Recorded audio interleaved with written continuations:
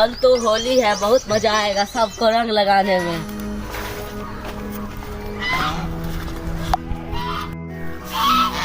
आज सारा काम कर लेते हैं, घर का कर तो होली है, कल पूरा दिन मस्ती करेंगे, सबको अबीर लगाएंगे। कल तो पूरा ही बनेगा, पूरी बनेगा, मजा आ जाएगा। अच्छा पूरा घर साफ हो गया? हाँ हो गया, नहीं जाके देख लीजिए। एक बात बोले छोटी, कल बहुत मजा आएगा। क्या है बताइए? कल पुआ बनेगा, पूरी बनेगा, मीट बनेगा, मछली बनेगा। आप तो बस पेटू वाले, आपको तो बस खाने पे ही ध्यान रहता है, और किस चीज पे ध्यान रहता है? कैसे कल होली खेलेंगे? अब तो पेटू वाले तो क्या हो गया, कल तो होली, कल तुमको बताते हैं।